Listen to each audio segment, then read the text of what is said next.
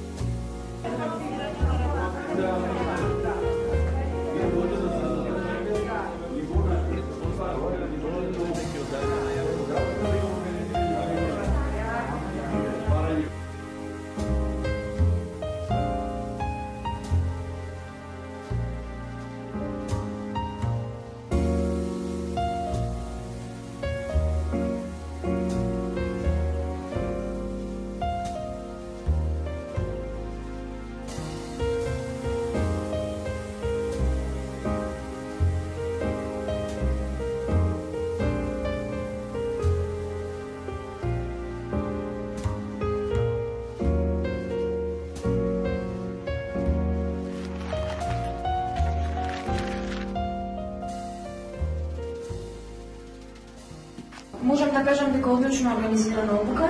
на најсоодветен и едноставен начин уклопено теоретската материја која што се обработуваше на обуката, заедно со практични примери во кои што наједноставно може да се види како и на кој начин би можело целата ова материја да ја примениме во нашето работење во организациите во кои што доаѓаме, а се со цел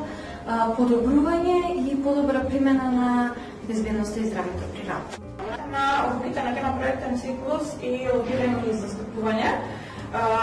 беа разработени неколку проектни идеи, проектен циклус на 3 теми,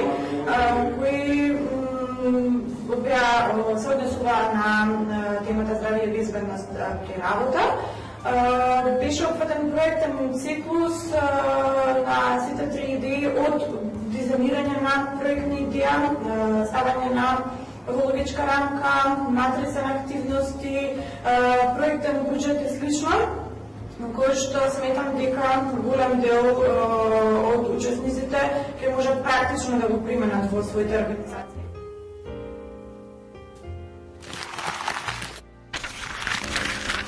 Го завршуваме циклусот на обуки кој што имаше за цел зајакнување на капацитетите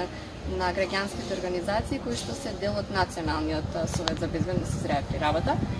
По однос на впечатоците од одржаните обуки, каков ќе биде доприносот за организацијскиот развој, разговараме со еден од предавачите, Тиляна.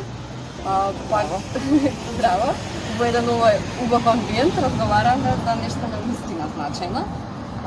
Па кажете ми, може би накратко, кои беа темите кои што беа обработени и генерално вашиот вчер? Добро, како што кажа Дијана, со оваа обука го завршивме циклусот на обуки кои што беа предвидени за во рамките на овој проект, кои што се однесуваат за јакнење на капацитетите на организациите кои што се членки на Советот за безбедност и здравје при работа. Обуките кои што беа предвидени да се одржат се однесуваа пред се на јакнење на организацијските капацитети на организациите и затоа така започна и серијата на обуки со организацијски развој, каде што се дефинираја основите на организацијско работење, се дадоа насоки како секој од организациите е потребно да развива своји стратешки планови, како да се фокусира и како да ги определува своите активности во даден временски период. Продолживме со втора обука која што последователно се наметна сама од себе, тоа беше финансиското работење на организациите, кој што е клучен фактор во идентификување на капацитет на една организација од ваков тип, за да на крајот завршиме со обуки кои што обука за раководење со проектен циклус, каде што произлегоја неколку добри проектни идеи кои понатака имавме можност преку завршените сесии да видиме на каков начин можат тие идеи да се застапуваат и да се лобираат понатака, се со цел да бидат одржливи во понатамошната примена на знаењата кои беа стекнати од оваа обука.